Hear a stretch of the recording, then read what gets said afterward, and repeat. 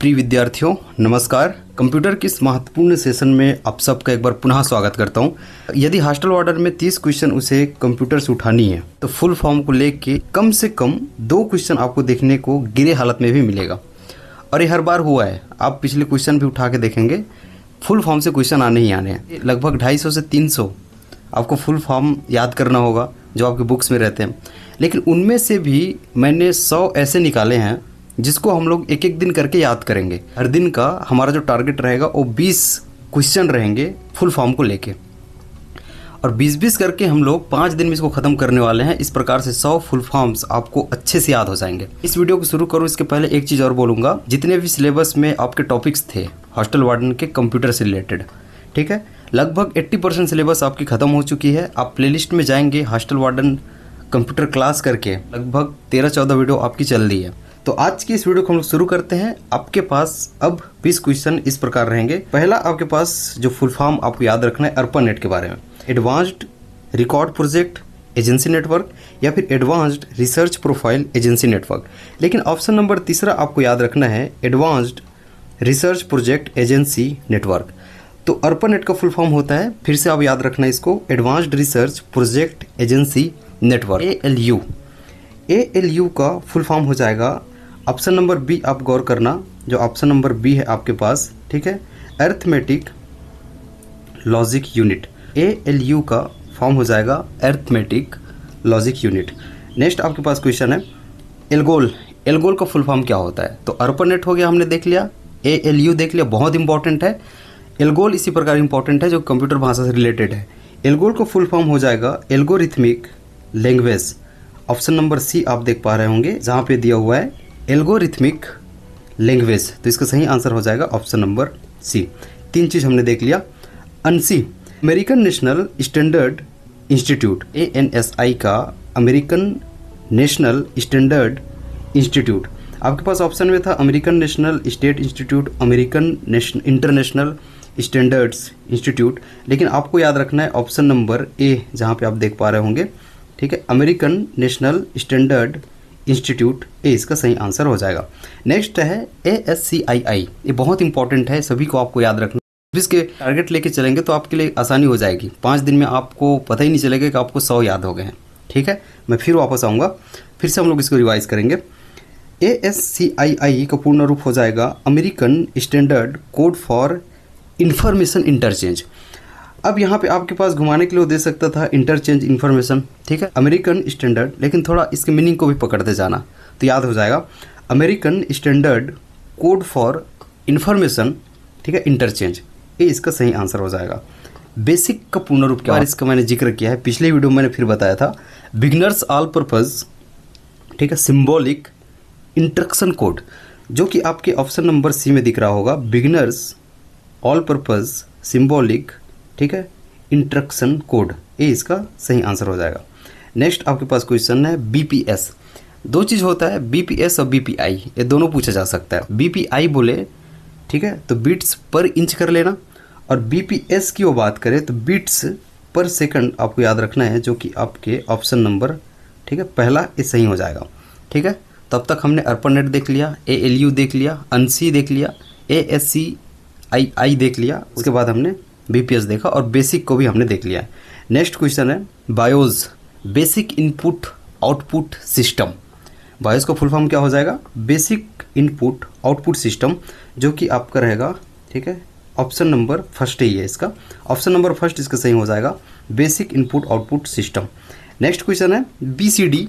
2 प्रकार से आएगा, एक BCD बोल के आ जाए, एक BCR। BCR का होता है बार कोड रीडर, ठीक है, और BCD बोले तो बाइनरी कोडेड डेसिमल, ठीक है, बाइनरी कोडेड डेसिमल, इसका सही आंसर हो जाएगा। BCR बोले तो बार कोड रीडर आपको याद रखना है, जो कि अच्छा इसको मैंने क्वेश्चन रखा है, बार कोड रीडर, इसका सही आंसर हो जाएगा BCR का। तो BCD BCR इसमें आप कंफ्यूज नहीं होना, BCD हो गया और BCR। नेक्स्ट क्वेश्चन है CAD। ये भी 2 प्रकार से आएगा, एक CAD बोल के और एक CAM।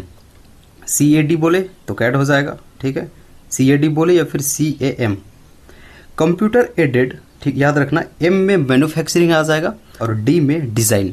तो कंप्यूटर एडेड डिज़ाइन आपको याद रखना है, और एडेड का स्पेलिंग भी आपको याद हो जाना चाहिए, कुछ ऐसे रहे वो, ठीक है। अगर वो इस प्रकार से रहता है तो वो गलत हो जाएगा, ठीक, इस प्रकार से याद रखना। कैड का फुल फॉर्म हो जाएगा कंप्यूटर एडेड डिज़ाइन, और उसी प्रकार कैम का हो जाएगा, आगे मैंने रखा भी होगा, कंप्यूटर एडेड मैन्युफैक्चरिंग। तो इसका भी सही आंसर हो जाएगा आपका ऑप्शन नंबर सेकंड ही इसका सही हो जाएगा। नेक्स्ट क्वेश्चन है सीडेक, और इस सब के बारे में मैंने एक्सप्लेन कर चुका है ना। आप जितने भी आप वीडियो देखेंगे, अगर आपने सभी वीडियो देखा होगा, ठीक है, वहाँ पे आपको इसका जिक्र तो हो गया होगा, और एक क्वेश्चन भी हमने कर लिया है, लेकिन उसको एक साथ हम लोग अब याद करने की कोशिश कर रहे हैं, और साथ में और जोड़ेंगे तो 5 दिन होते होते, ठीक है, 100 इम्पॉर्टेंट जो आपके फुल फॉर्म्स हैं, ठीक है, इसको हम लोग देख लेंगे। सीडेक के याद रखना, centre for development of advanced computing. इसका जो सही आंसर हो जाएगा आप देख पा रहे होंगे option number second, centre for development of advanced computing, ये इसका सही आंसर हो जाएगा। तो सीडेक याद रखना, centre for development of advanced computing. CDR, CD का मतलब होता है कॉम्पैक्ट डिस्क, ये अलग से सीडी भी पूछ सकता है। सीडी का अर्थ क्या होता है, ठीक है, कॉम्पैक्ट डिस्क, वहीं पे आर हो जाए तो कॉम्पैक्ट डिस्क रिकॉर्डेबल, जो कि आपके पहला ऑप्शन सही हो जाएगा, कॉम्पैक्ट डिस्क रिकॉर्डेबल, और वहीं पे CDRW आ जाए, यहीं पे एक W और लगा दे वो, ठीक है, तब हो जाएगा कॉम्पैक्ट डिस्क रीराइटेबल। रिकॉर्डेबल हट जाएगा, अगर W लग गया तो रीराइटेबल हो जाएगा, अगर सिर्फ वो R है तो रिकॉर्डेबल हो जाएगा। और CD-ROM वो पूछे तो CD का अर्थ क्या होता है, ठीक है, CD का अर्थ होता है कॉम्पैक्ट डिस्क, और ROM आपको पता है, ROM का अर्थ क्या होता है, रीड ओनली मेमोरी। तो दोनों को मिला के आपको पूछे CD-ROM, इसका अर्थ होता है तो हो जाएगा कॉम्पैक्ट डिस्क, ठीक है, रीड ओनली मेमोरी। तो आपका पहला ऑप्शन सही इसका होना चाहिए, compact disc read only memory, बिल्कुल सही है। तो पहला ऑप्शन आपको याद रखना है, कॉम्पैक्ट डिस्क, ठीक, रीड ओनली मेमोरी। CDRW जैसा कि मैंने आपको बताया था, इसका क्वेश्चन ही मैंने रख दिया है, इसका अर्थ हो जाएगा कॉम्पैक्ट डिस्क रीराइटेबल। आपके पहला ऑप्शन इसका भी सही हो जाएगा, जो कि है कॉम्पैक्ट डिस्क रीराइटेबल, ठीक है। इसके और फॉर्म है, मैंने इंपॉर्टेंट चीज़ को यहाँ पे रखा है, कोबोल। और याद रखना जो रैम हो गया, रोम हो गया, छोटे छोटे चीज़ जैसे कि आपके IC हो गए, ठीक है, जो कि इंटीग्रेटेड सर्किट की हम लोग बात करते हैं। रैम रैंडम एक्सेस मेमोरी, कई बार मैंने बताया है। रोम आपको याद होना चाहिए कि वो हो जाएगा रीड ओनली मेमोरी, ठीक है। तो इस चीज़ को मैंने नहीं रखा है, क्योंकि अभी अभी आपने रोम देखा, सेपरेट ढंग से रोम पूछे तो आपसे तो बन ही जाएगा। मैंने CD-ROM की बात की, जहाँ पे compact disc read only memory हो गया, और सिर्फ रोम पूछता तो, ठीक है, रीड ओनली मेमोरी, इसको भी आपको ध्यान रखना है। कोबोल, कोबोल का फुल फॉर्म हो जाएगा कॉमन बिजनेस ओरिएंटेड लैंग्वेज। तो common business oriented language, option number second आपका सही आंसर हो जाएगा। नेक्स्ट क्वेश्चन है CPU, इसको बताने की ज़रूरत नहीं पड़नी चाहिए, क्योंकि इतने बार एग्जाम में पूछा गया है इसको अलग अलग तरह से, कंप्यूटर का मस्तिष्क कौन सा है। तो CPU को कहा जाता है, इसका अर्थ होता है सेंट्रल प्रोसेसिंग यूनिट। क्या होता है CPU, central processing. Last question है आज का, क्लास, इसका फुल फॉर्म क्या होगा कंप्यूटर के संदर्भ में, ठीक है।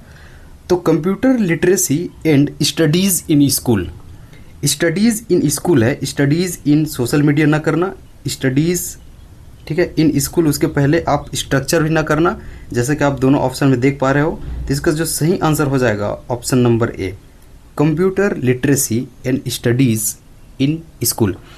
जाते जाते मैं एक पेज आपको देके जा रहा हूँ, ठीक है। अच्छा, ये आपका लास्ट क्वेश्चन है, सॉरी मैंने उसको कहा था, ये आपका लास्ट क्वेश्चन हो जाएगा 20वां। इसके बाद हम लोग एक पेज देखेंगे, ठीक। डाटाबेस मैनेजमेंट सिस्टम आपने सुना होगा, DBMS, ठीक है, DBMS। तो DBMS इसका फुल फॉर्म हो जाएगा डाटाबेस मैनेजमेंट सिस्टम। ये आपके 20 क्वेश्चन हो गए, ये 20 के 20 क्वेश्चन को आपको अच्छे से करना है। एक पेज और आपको मैं देके जा रहा हूँ, जहाँ पे आपको बहुत सारी चीज़ें और मिल जाएगी, लेकिन ये 20 आपके पहले प्रायोरिटी होनी चाहिए, याद हो जाए। ये भी इंपॉर्टेंट है, ऐसे नहीं कि यहाँ पे इंपॉर्टेंट नहीं है और कुछ भी पूछ सकता है वो, ठीक है, लेकिन मेरे तरफ से आज का जो 20 इंपॉर्टेंट था, कम से कम वो आपको याद होने ही चाहिए, ठीक है। और यहाँ से बहुत सारे क्वेश्चन बन भी जाएंगे। ATM, आप सुनते रहते हो ATM के बारे में, ऑल टाइम मनी नहीं होता है। ऑटोमेटिक टेलर मशीन, इसका सही आंसर हो जाएगा ऑटोमेटिक टेलर मशीन, या फिर एसिंक्रोनस, याद रखना, ट्रांसफर मोड। AI भी आप सुनते रहते हो, आर्टिफिशियल इंटेलिजेंस। अगला है BCC याद रख लेना, ए हो जाएगा ब्लाइंड कार्बन कॉपी। उसी प्रकार BMP है, बिटमैप हो जाएगा।